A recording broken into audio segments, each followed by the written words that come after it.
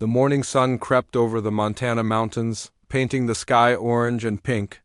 But Jacob McAllister barely noticed the beauty anymore. He stood on his front porch, coffee growing cold in his hands, staring at his dying ranch. What used to be green pastures were now brown and cracked. His cattle, once a proud herd of 50, had dwindled to just 12 skinny animals that looked more like walking skeletons than beefstock. Jacob was 35 years old, but he felt like an old man. The lines around his eyes came from squinting against harsh sun and bitter wind. His hands were rough and scarred from years of hard work that seemed to lead nowhere. He'd inherited this ranch from his father 5 years ago, along with big dreams and bigger debts. Now those dreams lay scattered like tumbleweeds across his barren land. He walked down to check his remaining cattle, his boots crunching on the dry grass. Old Bessie, his favorite cow, looked up at him with sad eyes. She'd given him milk for 3 years, but now she was too weak to produce much of anything. Jacob patted her side gently, feeling her ribs through her thin hide.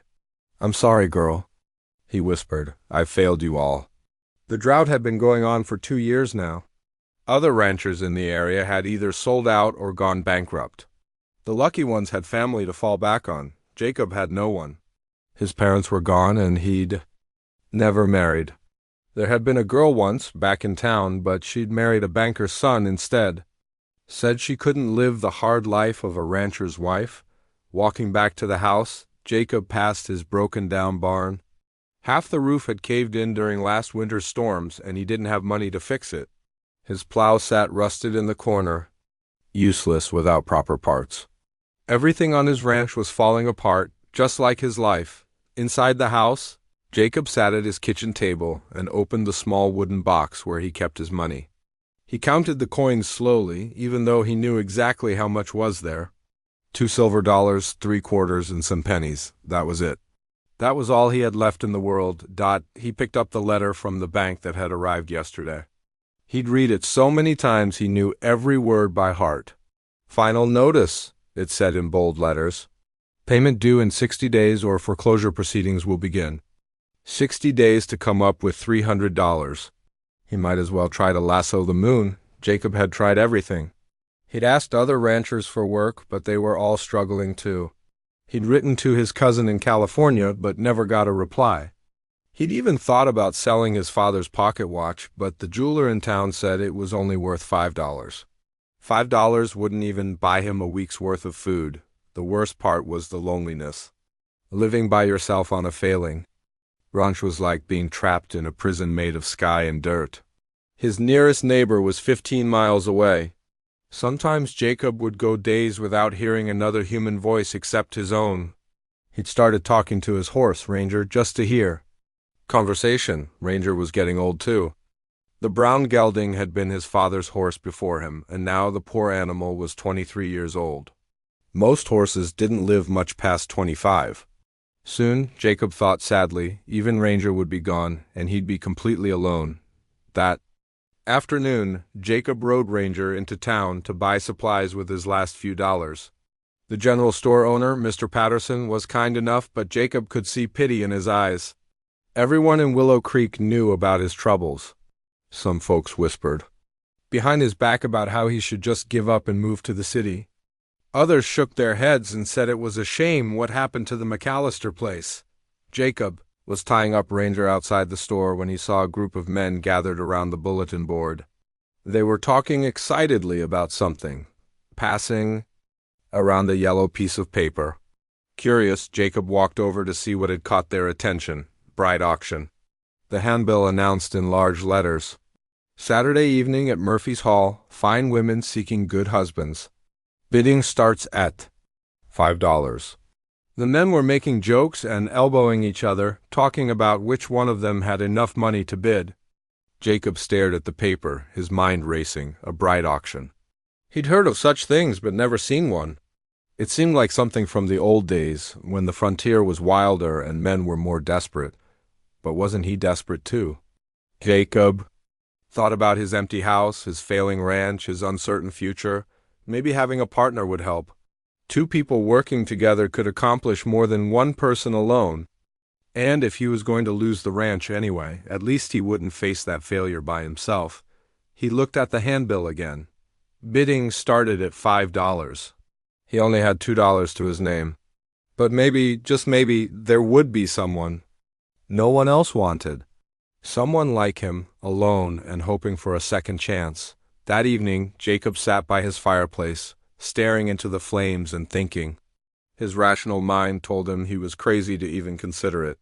What kind of woman would end up at a bride auction? What kind of man would buy a wife like livestock?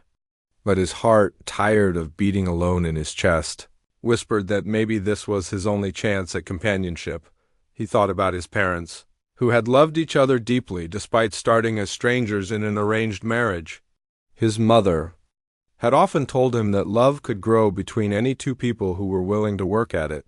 Maybe she was right. Maybe love didn't always start with romance and flowers. Maybe sometimes it started with two desperate people deciding to face the world together. The next few days crawled by slowly.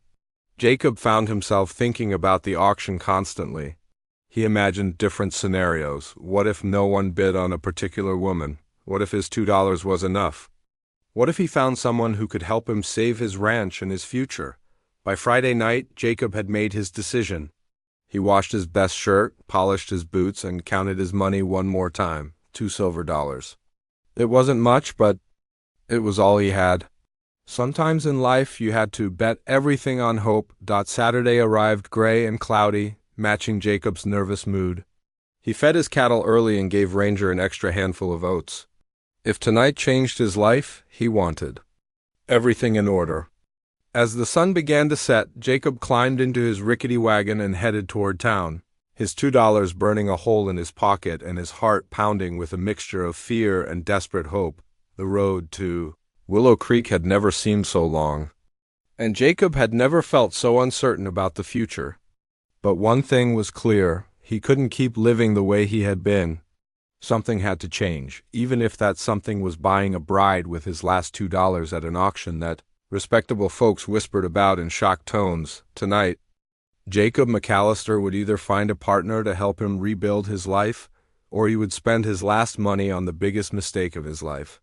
Either way, there was no turning back now. The wagon wheels creaked and groaned as Jacob made his way into Willow Creek. The town looked different at night, with yellow lamplight spilling from windows and shadows dancing between buildings. He could hear voices and laughter coming from Murphy's Hall at the end of Main Street. His stomach twisted with nerves as he tied Ranger to a hitching post outside the saloon next door. Jacob stood there for a moment, his hand resting on Ranger's neck.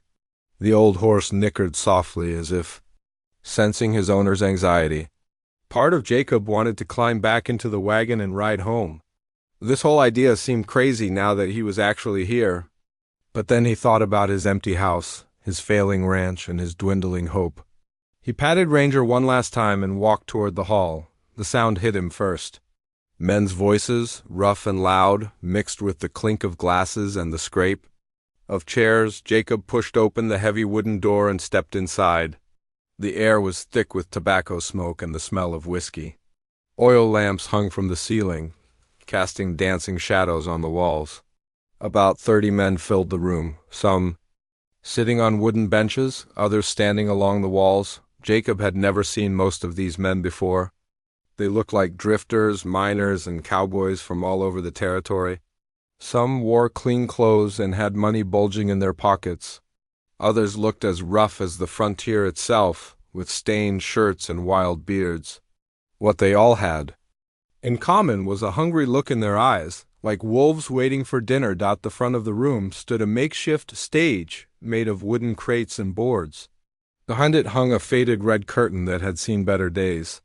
A fat man in a striped vest stood next to the stage, checking his pocket watch. This had to be the auctioneer. He had the kind of smooth voice that could sell ice to people living in winter.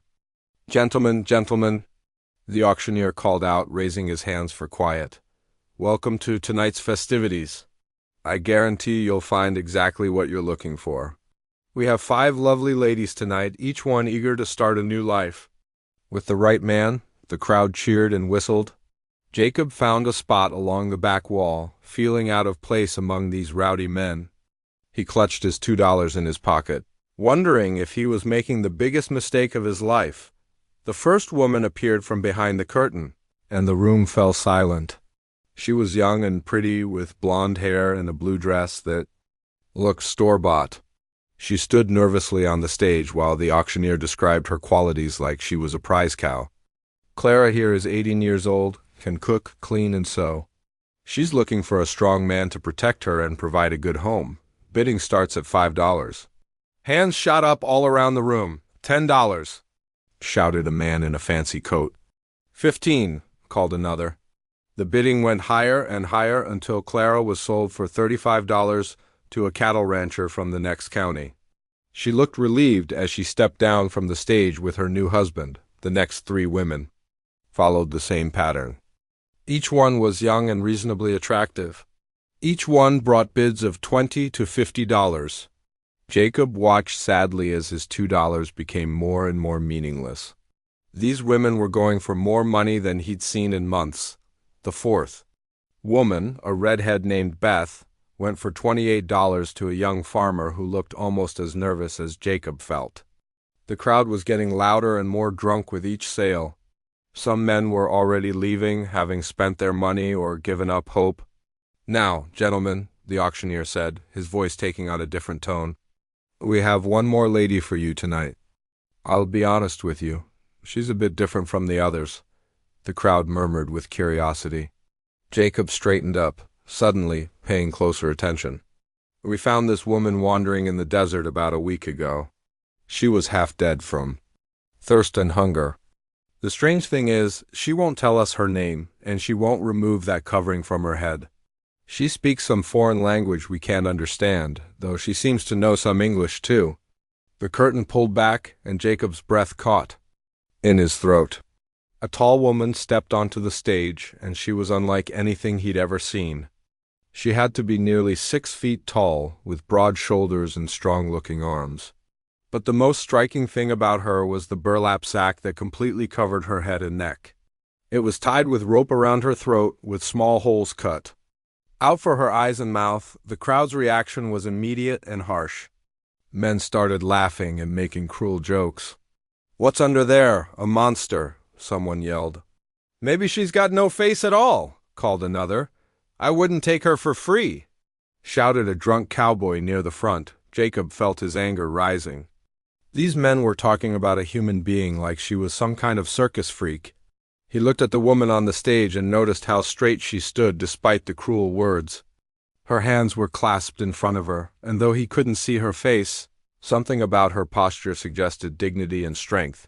The auctioneer tried to restore order. Now, gentlemen, I'm sure she's perfectly fine under there.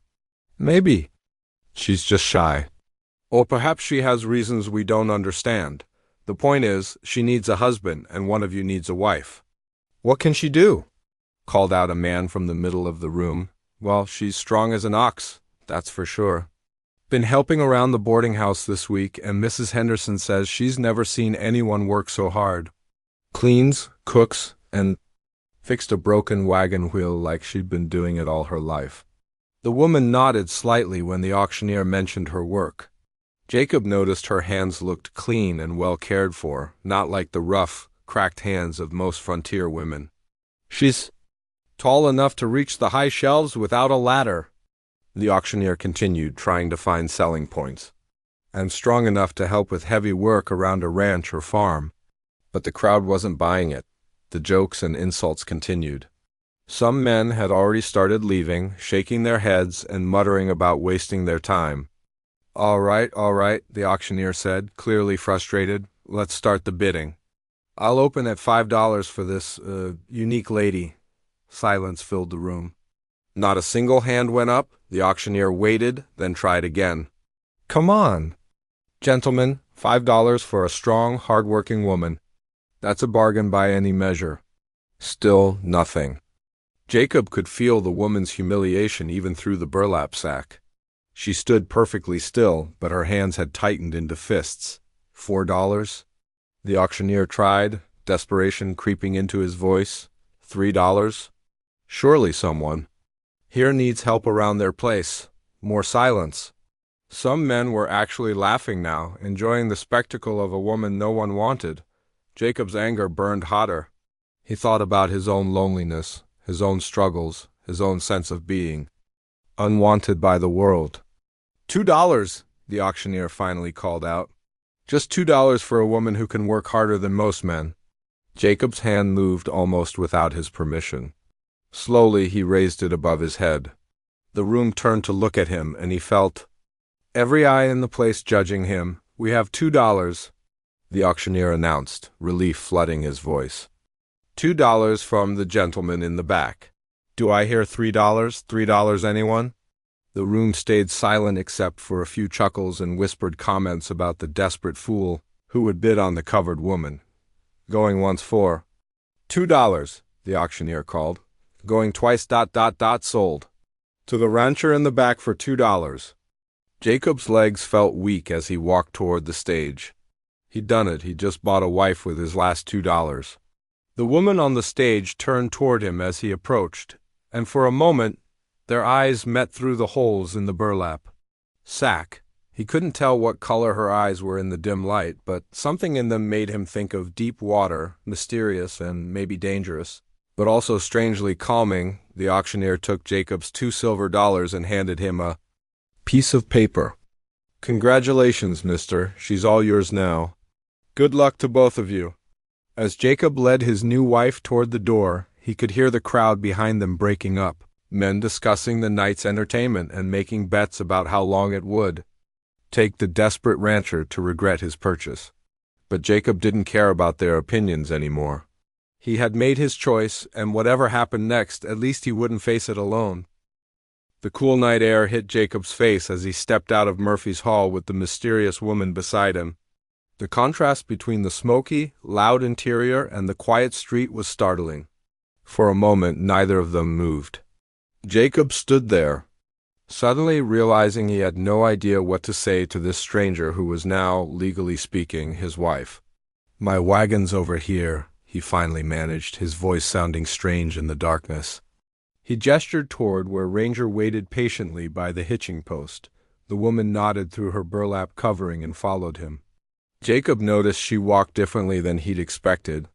Despite her height and the awkward sack on her head, she moved with a kind of grace, like someone who was used to carrying herself with confidence.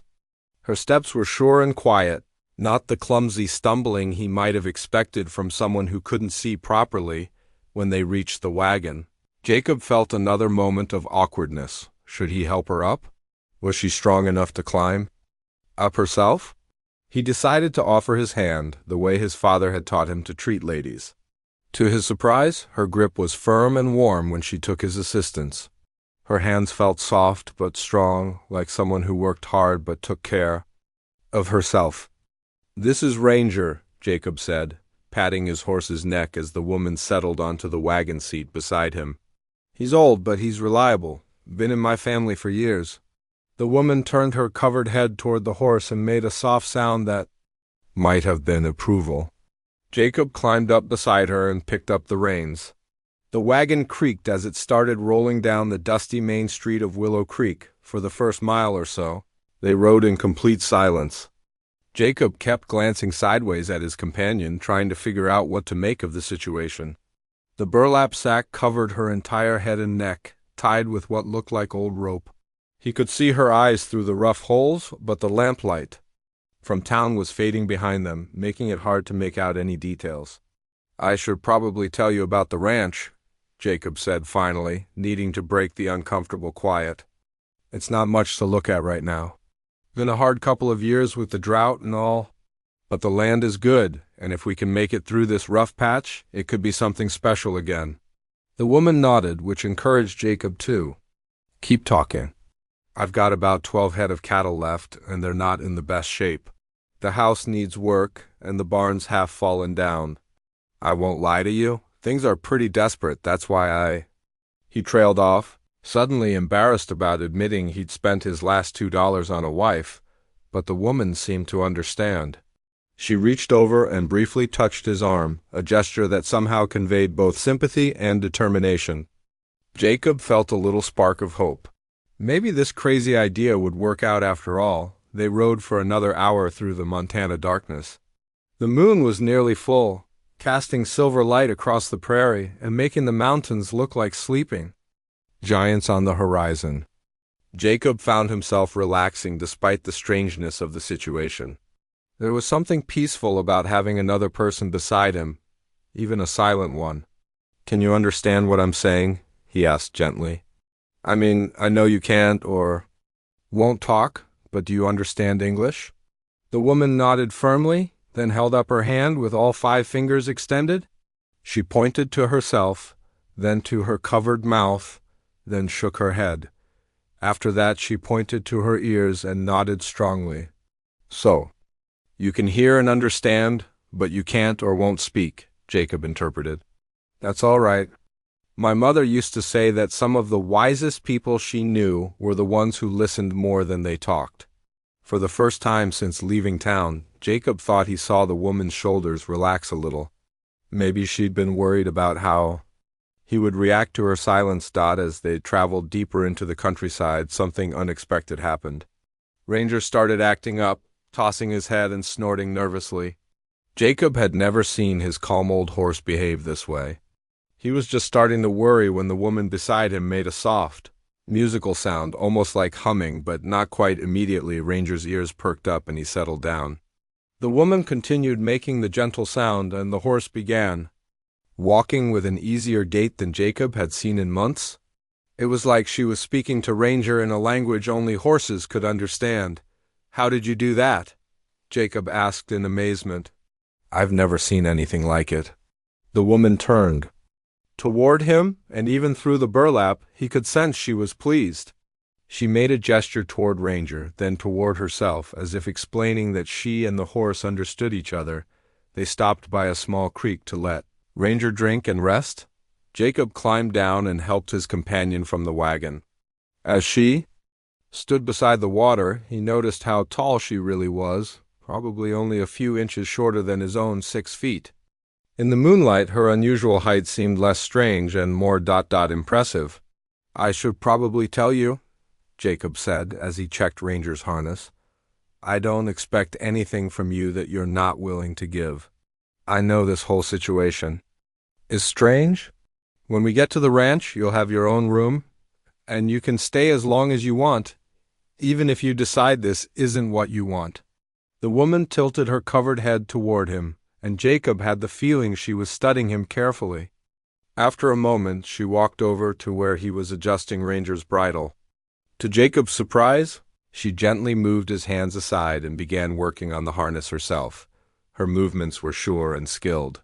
She loosened a strap that had been rubbing Ranger's shoulder and adjusted the bit in a way that made the old horse shake his head with apparent relief.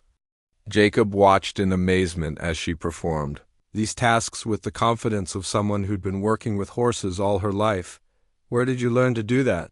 he asked softly. She looked at him for a long moment, then shrugged in a way that suggested a long story she couldn't or wouldn't tell. They climbed back into the wagon and continued their journey. The woman seemed more relaxed now, and Jacob found himself talking more freely. He told her about his parents, about inheriting the ranch, about his dreams of building something lasting on the land his father had loved. "I always thought I'd have a family by now," he admitted as they crested a hill that would soon reveal his property. "Thought I'd have children running around, helping with the animals, learning to love the land the way I do. But things don't always work out the way you plan." The woman nodded thoughtfully, and Jacob had the impression that she understood disappointment very well. As they approached the final turn before his ranch, Jacob felt nervous again. In the daylight, his property looked run down and struggling. At night, it might look even worse, or perhaps the darkness would hide some of the worst problems. "It's just around this bend," he warned. "And remember, it's not much to look at right now." But when they rounded the corner and his ranch came into view, bathed in moonlight, Jacob saw it differently than he had in months. The house looked small, but solid. The barn, even with its damaged roof, had good bones. The corrals and pastures stretched out toward the mountains, full of potential. The woman beside him sat up straighter. looking around with what seemed like interest rather than disappointment. She pointed toward the house, then made a questioning gesture. "That's home," Jacob said simply. "At least I hope it can be home for both of us." As they pulled up to the house, Jacob realized that this moment would change everything. Tomorrow, he would wake up not as a lonely bachelor struggling to save his ranch, but as a married man with a partner, even if she was the most mysterious partner anyone could imagine. Whatever happened next, Jacob thought as he helped his silent wife. Down from the wagon, his life would never be the same again. The first light of dawn was creeping across the Montana sky when Jacob woke up the next morning. For a moment, he lay in his bed wondering if the whole thing had been a strange dream. Then he heard sounds coming from the kitchen, the gentle clatter of pans and the soft footsteps of someone moving around his house. Jacob sat up quickly, remembering everything. He brought a wife home last night. A wife who wore a burlap sack over her head and hadn't spoken a single word. He'd shown her to the small spare room off the kitchen, given her a clean blanket and a basin of water for washing, and then retreated to his own room feeling more confused than he'd ever been in his life. Now, as he pulled on his clothes and ran a hand through his messy hair, Jacob wondered what he would find downstairs. Maybe she'd left in the night. Maybe she was sitting in the corner, still silent and mysterious. Maybe this would be the most awkward morning of his entire life. The smell hit him first as he walked down the stairs. Something was cooking, and it smelled better than anything that had come out of his kitchen in years. Jacob rounded the corner and stopped in his tracks. The woman was standing at his old wood stove, still wearing the burlap sack over her head, but moving around his kitchen like she'd been there for years. She'd somehow figured out how to work his temperamental stove, which often took Jacob 15 minutes of coaxing to get properly heated. Steam was rising from a pot, and something that looked like bread was warming on a plate. She turned when she heard his footsteps and nodded a greeting. Even through the rough sack, he could tell she was looking at him. She pointed to the table, where she'd set out a plate, cup, and utensils. It was the first time in months that Jacob's table had been properly set for a meal. "Good morning, Jacob," sighed, feeling awkward but trying to be polite. "You didn't have to cook? I usually just have coffee and whatever's left from yesterday." She shook her head firmly and pointed to the stove again, as if to say that his usual breakfast wasn't good. Enough, she ladled something from the pot into a bowl and set it in front of him. It looked like some kind of porridge, but it smelled like heaven. Jacob took a careful bite and his eyes widened. Whatever this was, it was delicious. It tasted like oats, but with something else mixed in, maybe honey and some kind of spice he couldn't identify. It was warm and filling and better than anything he'd eaten since his mother died. "This is incredible," he said, taking another spoonful. "Where did you learn to cook like this?" The woman tilted her head, and Jacob realized she probably couldn't answer even if she wanted to. But she seemed pleased by his reaction. She poured him coffee from the pot. Somehow she'd even figured out how to make his coffee taste better. Then usual after breakfast, Jacob stood up to start his morning chores. "I need to check on the cattle and see about fixing that broken fence in the south pasture," he said. "You can stay here and rest or explore the house or whatever you'd like." But the woman stood up too and followed him toward the door. She pointed to herself, then to him, then made a gesture that clearly meant, "I'm coming with you." "You don't have to help," Jacob said. "Ranch work is hard and you're probably tired from yesterday." She crossed her arms and stood her ground. And even with the burlap sack covering her face, Jacob could tell she was giving him a look that said she wasn't taking no for an answer. "All right then," Jacob said, smiling despite himself. "But don't say I didn't warn you." They walked out to the pasture where Jacob's remaining cattle were grazing. The animals looked as thin and sorry as ever, but at least they were still alive. Jacob was explaining about the drought and how hard it had been to keep the herd fed when he noticed his companion wasn't listening to him anymore. She was staring intently at one of the cows. Suddenly she walked straight toward old Bessie, the cow that had been limping for the past week. Jacob started to warn her to be careful. Bessie could be unpredictable when she was hurting. But to his amazement, the cow seemed to calm down as soon as the woman approached. The woman knelt beside Bessie and began examining her leg with gentle, sure movements. She found a sharp stone that had been stuck between the cow's hooves, something Jacob had missed completely. With careful precision, she worked the stone free and then did something that looked almost like massaging the cow's leg. Bessie, who usually moved away from people when she was in pain, stood perfectly still and seemed to enjoy the attention. When the woman finally stood up, the cow took a few steps without limping at all. "How did you know how to do that?" Jacob asked in wonder. The woman just shrugged, but Jacob could see she was pleased with herself. She moved on to examine the other cattle, and Jacob found himself following her instead of leading. She seemed to know things about animals that he'd never learned. Despite growing up on a ranch, when they reached the broken fence, Jacob expected to work alone while his companion watched. Instead, she picked up one end of a fallen post and looked at him expectantly. The post was heavy. It usually took Jacob considerable effort to lift one by himself, but she handled it like it weighed nothing at all. Working together, they repaired the fence in half the time it would have taken Jacob alone. Not only was she strong, but she seemed to understand exactly what needed to be done without being told. She anticipated which tool he would need next and handed it to him before he asked. It was like working with someone who could read his mind. By midday, they'd accomplished more than Jacob usually managed in a week. They'd fixed the fence, treated 3 sick cattle, cleaned out a clogged water trough, and even started repairs on the barn door that had been hanging crooked for months. When they stopped for lunch, Jacob was exhausted but amazed. "I don't know how you know all this," he said as they sat in the shade of the house, sharing water from the well. "But you've done more to help this ranch in one morning than anyone has in years."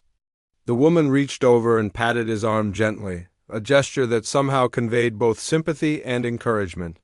It was like she understood exactly how hard he'd been struggling and wanted him to know that things would be better now. That afternoon, she surprised him again. While Jacob was working on repairing a saddle, she disappeared into the house. When she came back out, she was carrying a bucket and some rags. She'd found his mother's old recipe for a healing salve that worked wonders on cuts and sore muscles. Jacob had forgotten all about that recipe. His mother had written it down somewhere, but he'd never been able to find it. Somehow, this mysterious woman had located it and prepared the salve perfectly. She spent the rest of the afternoon treating the minor wounds and sore spots on all the animals. As the sun began to set, Jacob looked around his ranch with new eyes. The place that had seemed hopeless just 24 hours ago now felt full of possibilities. The cattle looked healthier, the fences were solid, and there was a sense of order and care that had been missing for months. "I don't know who you are or where you came from," Jacob said to his silent companion as they walked back toward the house, "but I'm starting to think those $2 might have been the best investment I ever made." The woman turned toward him, and through the holes in the burlap sack, Jacob thought he saw her eyes crinkle in a way that suggested she was smiling.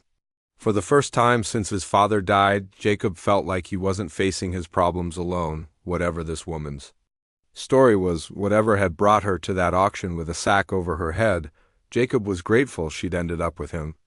Together, they might actually be able to save his ranch and build something worth having. That night, as Jacob fell asleep to the sound of someone else moving quietly around his house, he realized that loneliness was a weight he'd been carrying for so long that he'd forgotten what it felt like to have it lifted.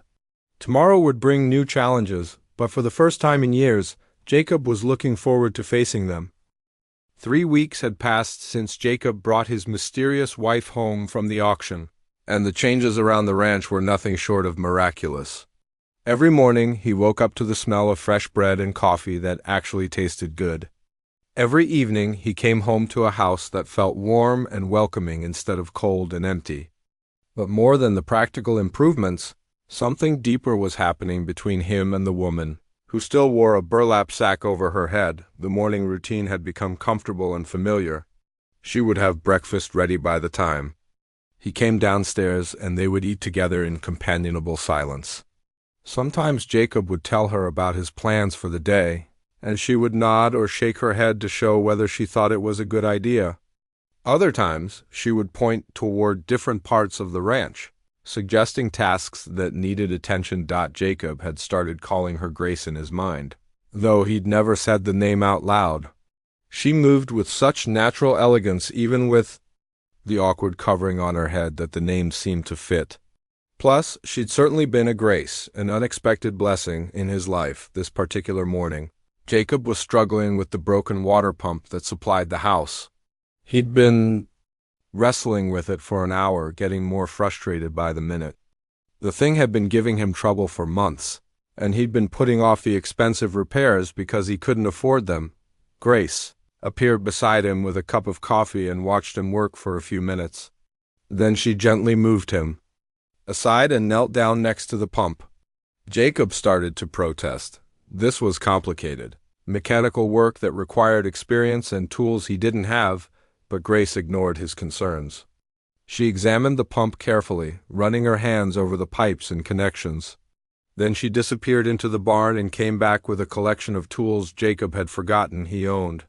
Some of them had belonged to his father, stored away in dusty corners for years. Jacob watched in amazement as Grace disassembled parts of the pump with the confidence of someone who'd done this kind of work before.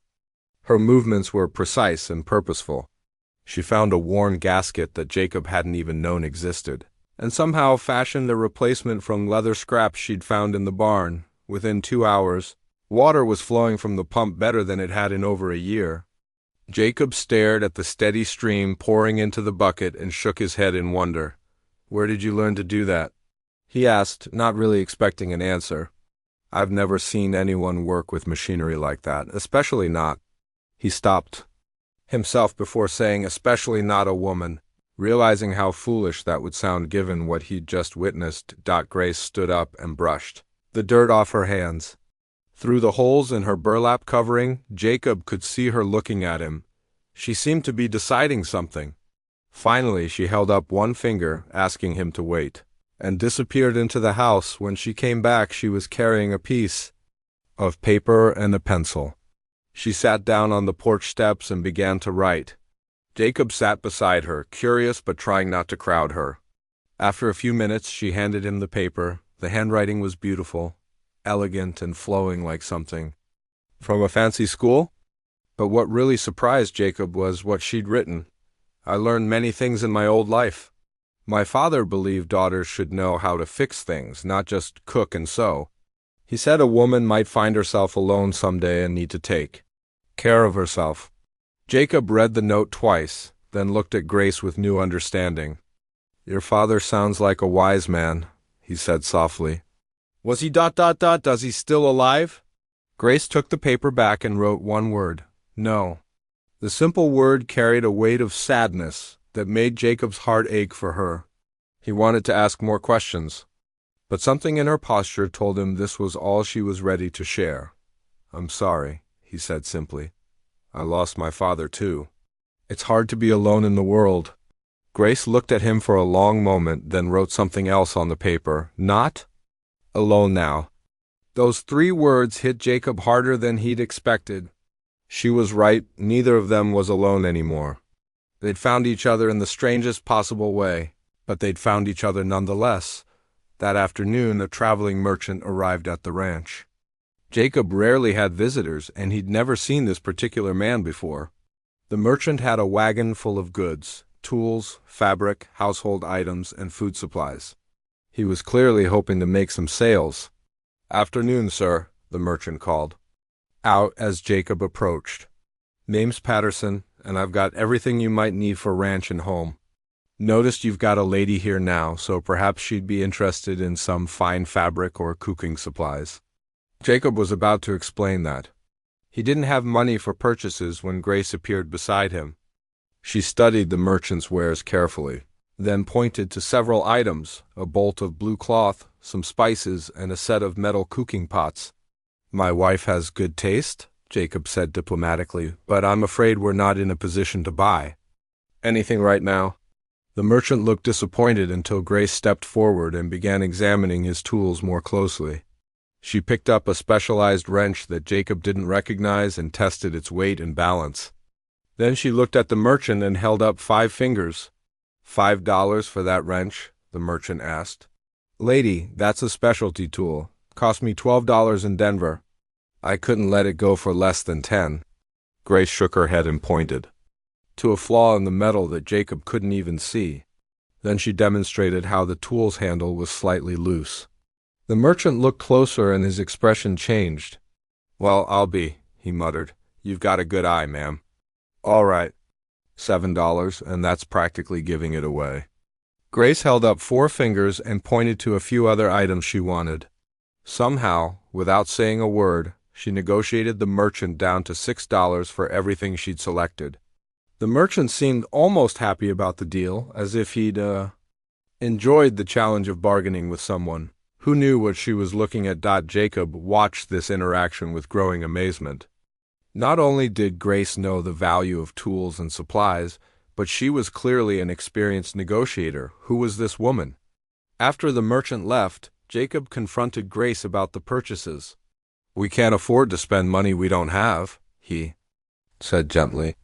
I know those things would be useful, but $6 is more than I've seen in weeks. Grace held up her hand to stop him, then disappeared into the house. She came back with a small leather pouch that Jacob had never seen before. Inside were several gold coins, more money than Jacob had possessed in months. Where did this come from? He asked, staring at the coins. Grace took her paper and wrote, Sewed into my dress when I was found. Did not know if I could trust you. Before, Jacob looked at the money, then at Grace, then back at the money. She'd had this wealth all along, but had chosen to live simply and work hard beside him. She could have revealed the money on their first day and made their lives easier, but instead she'd waited until she was sure of his character. You could have bought your own place with this, Jacob said quietly. You didn't have to stay here. And work so hard. Grace wrote quickly, Money is not everything. Here feels like home. That evening, as they sat on the porch watching the sun set over the mountains, Jacob found himself talking to Grace in a way he'd never talked to anyone before. Maybe it was because she couldn't respond with words, or maybe it was because he'd gotten comfortable with her presence, but he found himself sharing thoughts and feelings he'd kept locked away for years. I used to dream about having a family, he said, watching the cattle graze peacefully in the distance. Used to imagine children playing in the yard and a wife who'd be happy here. After my parents died and things got so hard, I figured those dreams were just foolish. Thought I'd end up alone forever. Grace was sitting quietly beside him, and Jacob could feel her attention like a warm presence. I know this isn't what either of us planned, he continued. I know the whole situation is strange, and I don't even know your real name or your story. But I want you to know that these past few weeks have been the happiest I've been in years. You've made this place feel alive again? Grace reached over and took his hand, the first time she'd made such a gesture. Her hand was warm and strong, and she squeezed his fingers gently. In that moment, sitting on his porch with this mysterious woman beside him, Jacob realized that love didn't always start with romance and passion. Sometimes it began with partnership and respect and grew into something deeper over time. He was falling in love with Grace's kindness, her strength, her intelligence, and her willingness to build a life alongside him. He didn't know what secrets she carried beneath that burlap sack, but he was beginning to hope that someday she'd trust him enough to share them. Until then, he was content to sit beside her in the Montana twilight, no longer alone in the world. Winter was coming to Montana, and Jacob could feel it in the crisp morning air and the way the leaves on the cottonwood trees had turned golden yellow. It had been 2 months since he'd brought Grace home from the auction, and his ranch had transformed into something he barely recognized. The cattle were healthy and well-fed, the fences were solid and straight, and his bank account actually had money in it for the first time in years. But more than the practical improvements, Jacob's heart had changed. Every morning when he woke up and heard Grace moving around in the kitchen, he felt a warmth that had nothing to do with the coffee she made. Every evening when they sat together on the porch, he found himself thinking that this was what happiness felt like. He'd grown to love her quiet strength, her gentle humor, and the way she made their simple house feel like a real home. The only shadow over his contentment was the knowledge that their arrangement wasn't really a marriage in any meaningful sense. They lived together, worked together, and had grown comfortable with each other, but Grace still wore the burlap sack over her head, and they'd never spoken about their feelings or their future. Legally, she was his wife, but emotionally, they were still strangers in many ways. Jacob had been thinking about this situation for weeks. He'd catch himself watching Grace as she worked in the garden or tended to the animals, wondering what she looked like beneath the covering, wondering what her real name was, wondering if she could ever truly care for him the way he'd come to care for her. The question that troubled him most was whether Grace stayed because she wanted to or because she felt she had no choice. She had money of her own now, and her skills meant she could probably find work anywhere. Was she with him because she was happy or just because it was convenient and safe? These thoughts were weighing on Jacob's mind one particularly beautiful October evening. The sky was painted orange and pink by the setting sun, and the air had that crisp feel that promised the first frost would come soon. He and Grace had finished their evening chores and were sitting on the porch steps, watching the cattle settle down for the night. Jacob had been quiet all day, and Grace seemed to sense his mood.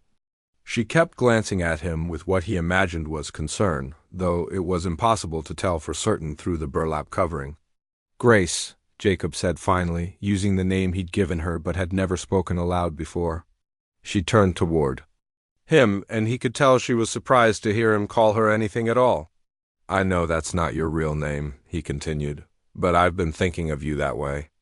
You've been such a grace in my life, such an unexpected blessing, that it seems to fit." Grace sat very still, listening. Jacob took a deep breath. He'd been practicing this conversation in his head for days, but now that the moment was here, he felt nervous and uncertain. "I need to tell you something," he said.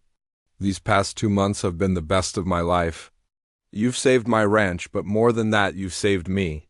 I was drowning in loneliness and failure, and you threw me a rope I didn't even know I needed."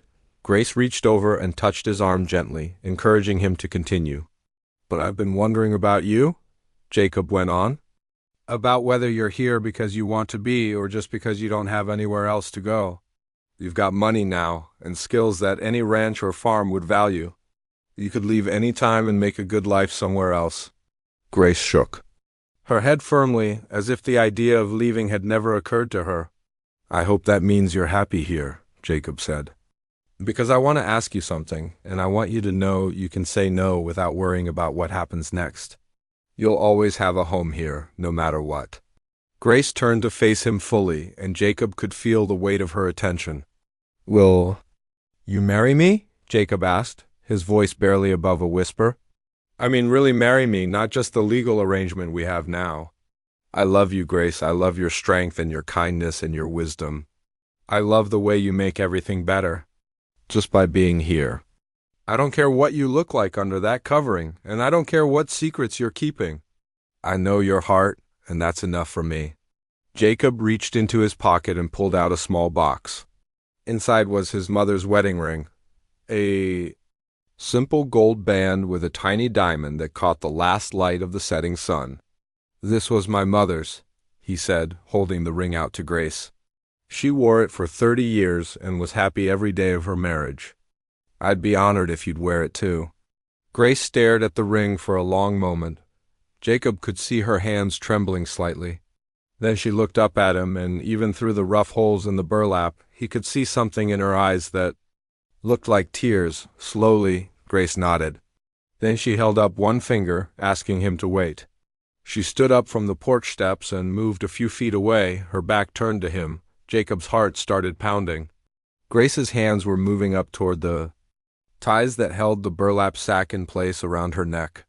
After all this time, was she finally going to show him her face? "You don't have to," Jacob said quickly. "I told you, I don't need to see anything. I love you just as you are." But Grace shook her head and continued working at the knots. The rope was old and had been tied tightly for months. It took her several minutes to loosen it enough to remove. Jacob waited, his mouth dry with nervousness. What if she was horribly disfigured? What if she was someone he knew? What if the reality of her appearance changed everything between them? Finally, Grace managed to untie the last knot. She stood there for a moment with her back still turned, the burlap sack in her hands.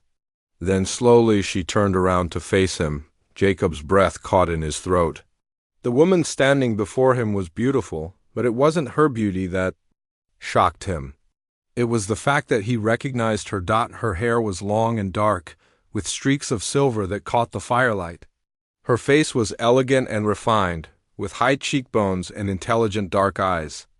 But there were scars too, marks across one cheek and along her neck that looked like they came from some terrible illness or injury. What stunned Jacob most was that he'd seen this face before, though he couldn't immediately place where. Grace, whatever her real name was, stood perfectly still, letting him look at her. Her expression was proud but vulnerable, as if she was prepared for rejection but hoping for acceptance. "You're beautiful," Jacob said honestly. "But more than that, you look familiar. Have we met before?" Grace nodded slowly.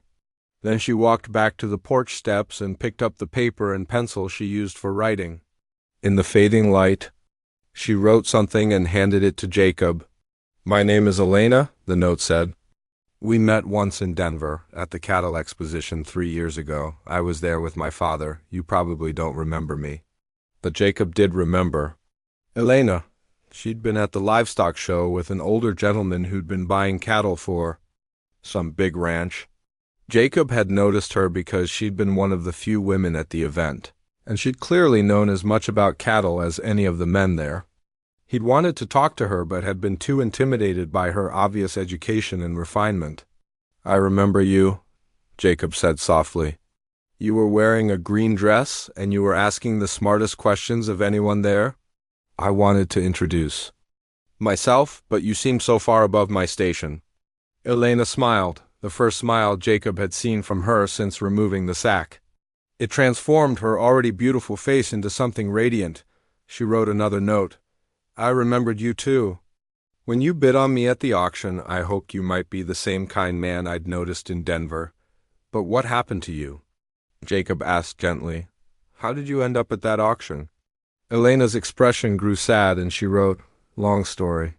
Will tell you someday. For now is enough to say I lost everything and everyone, but finding you again feels like fate." Jacob stood up and walked over to where Elena was standing. Gently he took her scarred hands in his. "Then yes?" he asked. "You'll really marry me? Not because of the auction or because you need a place to stay, but because you want to build a life together?" Elena nodded, tears flowing freely down her cheeks now. Jacob slipped his mother's ring onto her finger, and it fit perfectly, as if it had been made for her. "I love you, Elena," Jacob said, using her real name for the first time. "Whatever brought you to me, I'm grateful for every day we'll have together."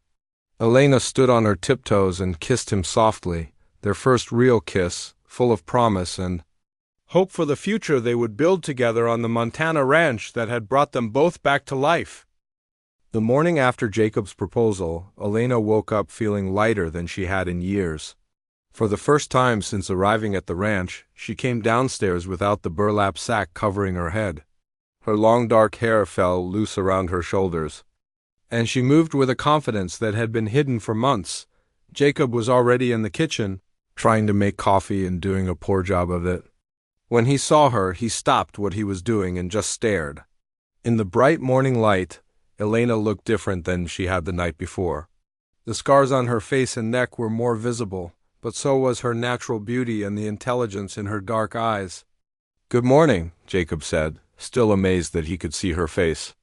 "I keep thinking I'm going to wake up and find out this was all a dream." Elena smiled and walked over to take the coffee pot from his hands. She was a much better cook than he was, and they both knew it. As she worked, Jacob noticed how different her movements seemed now that she wasn't hiding behind the sack. She held her head higher and moved with natural grace. "Elena," Jacob said carefully, "last night you said you'd tell me your story someday. I don't want to push you, but I'd like to understand what happened to you. How did you end up at that auction?" Elena paused in her coffee-making and looked at him for a long moment. Then she nodded and pointed to the kitchen table. She picked up her paper and pencil, tools she'd relied on for communication for so long, and began to write. But instead of just a few words, this time she wrote for nearly an hour. Jacob sat quietly, drinking coffee and watching her face as she worked. Sometimes she would pause and stare out the window, as if gathering courage to continue. Other times she would write quickly, as if trying to get painful memories down on paper before she lost her nerve. Finally, Elena set down the pencil and handed Jacob several pages covered in her elegant handwriting. "My full name is Elena Volkov," the first page began.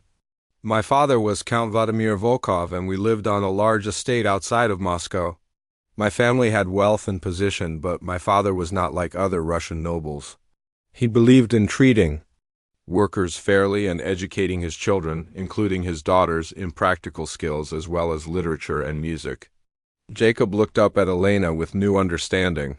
She had been nobility. No wonder she'd seemed so refined and educated. Elena gestured for him to keep reading. "When I was 23, revolutionaries came to our region. They were angry about the way the poor were treated and wanted to overthrow the noble families. My father tried to reason with them, to show them that not all wealthy people were their enemies, but they would not listen. They said all nobles had to pay for the suffering of the people."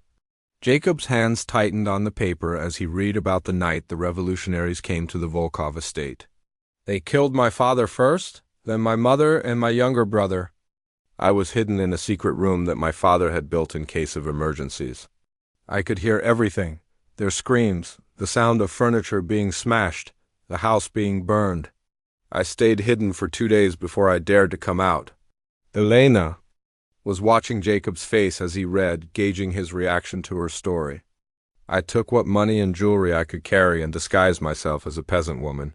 For weeks, I walked and hid, trying to reach a port where I could find passage to America.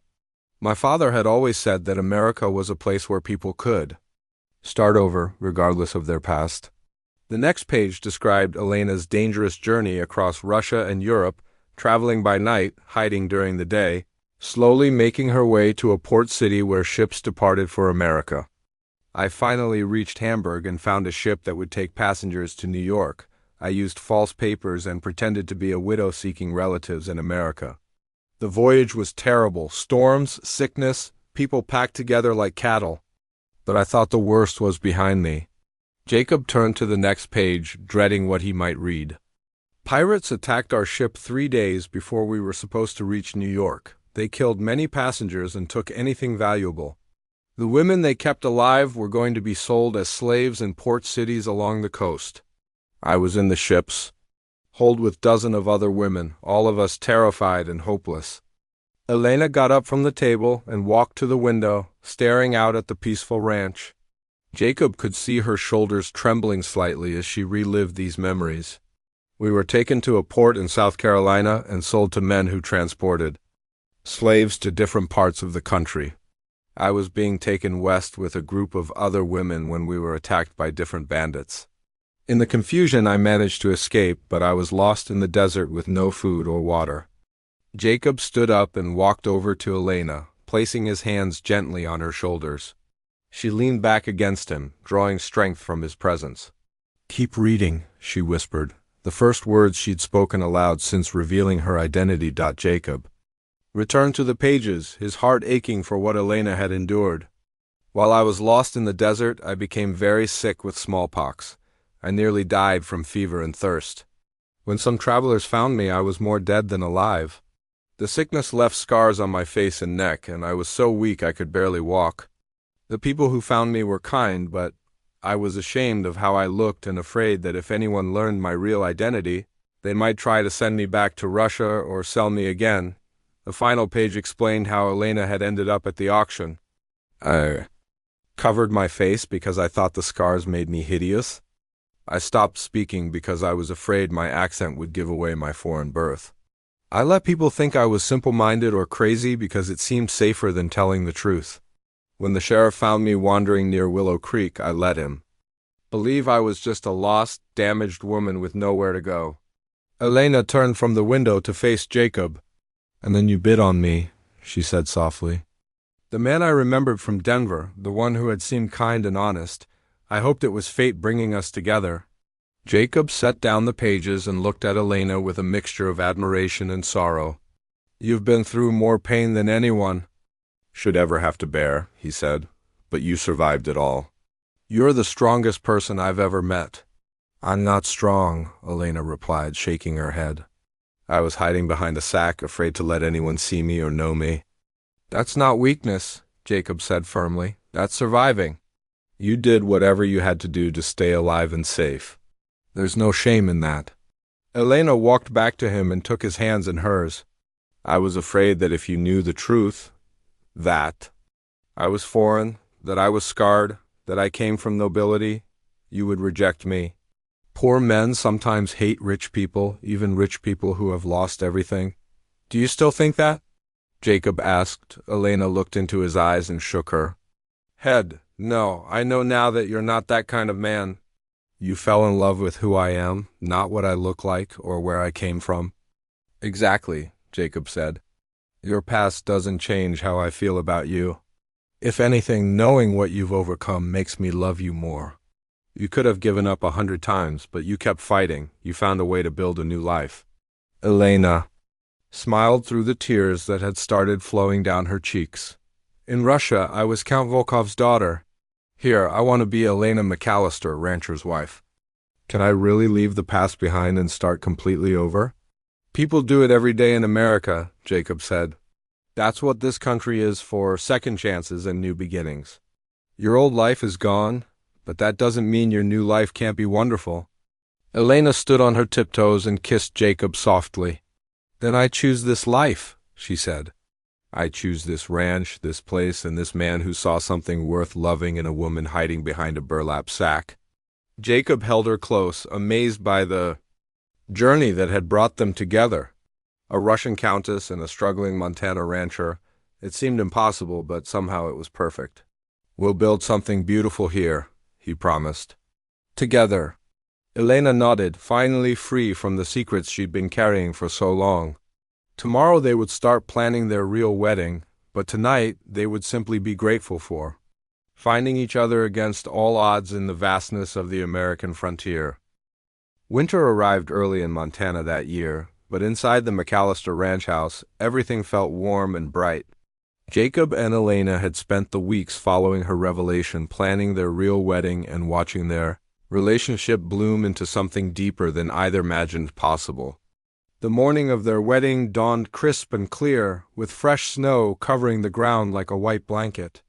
Elena stood in front of the small mirror in her room, looking at herself without the burlap sack for what felt like the first time in years. She'd made herself a simple but elegant dress from the blue fabric she'd bought from the traveling merchant months ago. The color brought out the warmth in her dark eyes and complemented her olive skin. She traced the scars on her neck and cheek with her fingertips. For so long, these marks had made her feel hideous and ashamed. But Jacob had kissed each scar gently the night before, telling her they were proof of her strength and survival. Now, when she looked in the mirror, she saw not a damaged woman, but a survivor who had found love despite everything. Jacob was in the barn, getting ready with the help of their neighbor, Mr. Henderson, who had agreed to serve as witness for the ceremony. Jacob had managed to find a proper suit in town, nothing fancy, but clean and respectable. As he adjusted his tie for the third time, Henderson chuckled.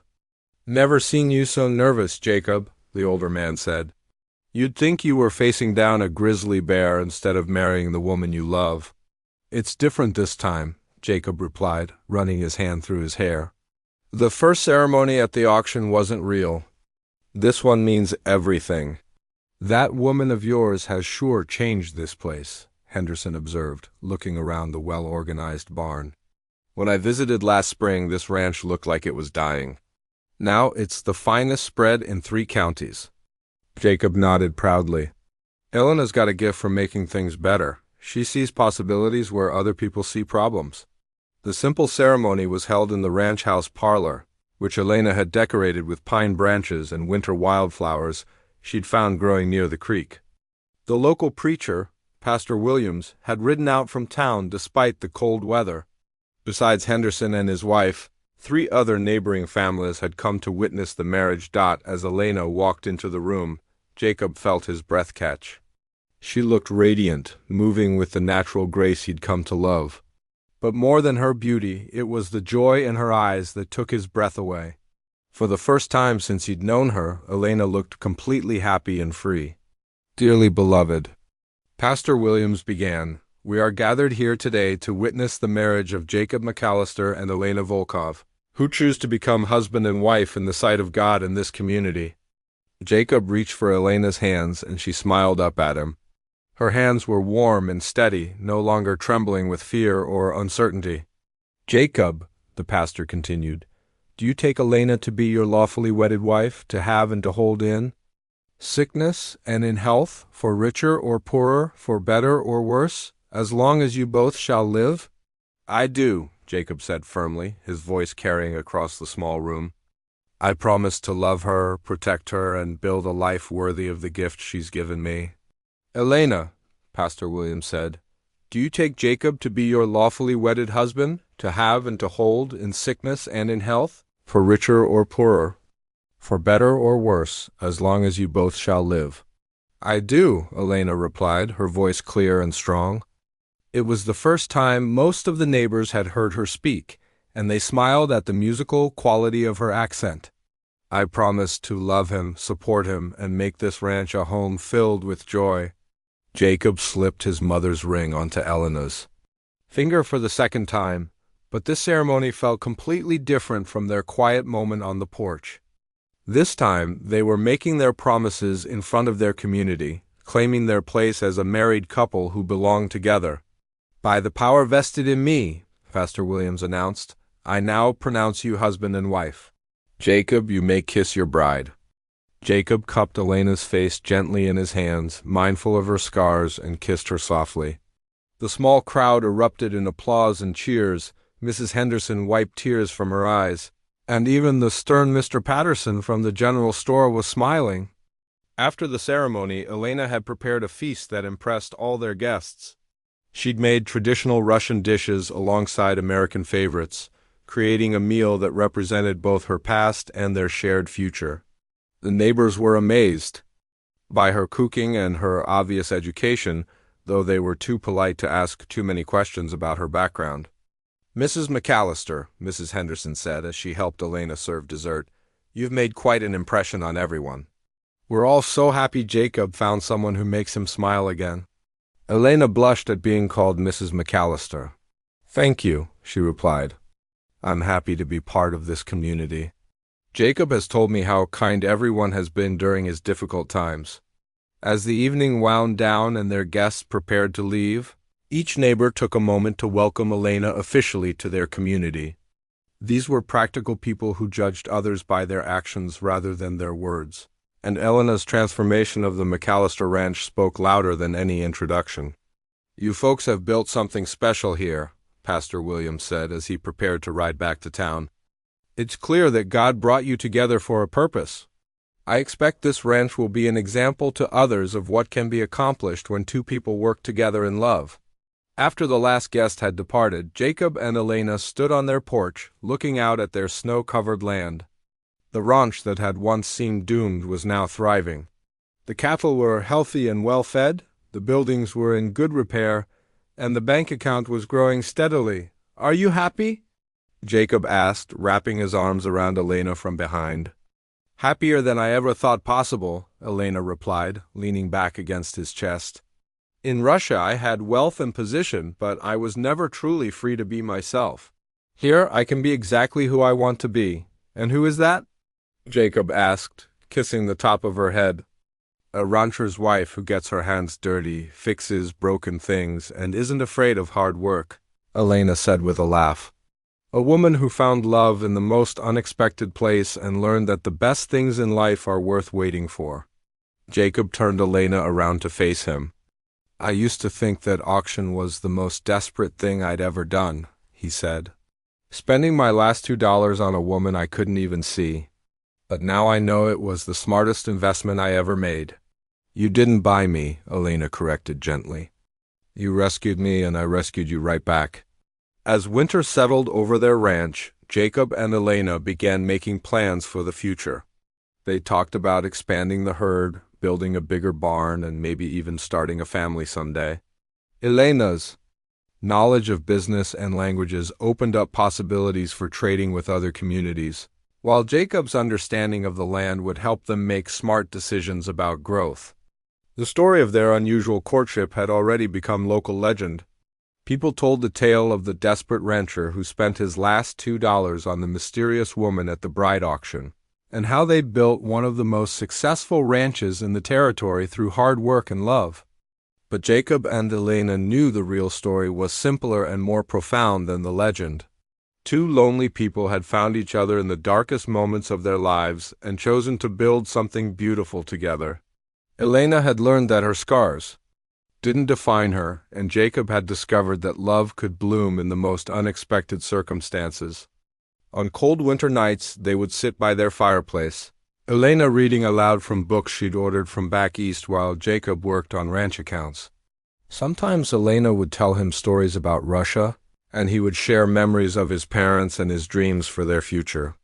Their love story proved that true value couldn't be measured in appearance or first impressions, but in the character revealed through shared struggles and mutual respect.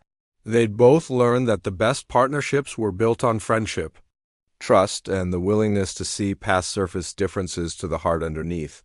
As spring approached and their first full year of marriage began, Jacob and Elena McAllister looked forward to many more years of building their life together on the Montana frontier, proving every day that love could conquer any obstacle when two people were brave enough to take a chance on each other.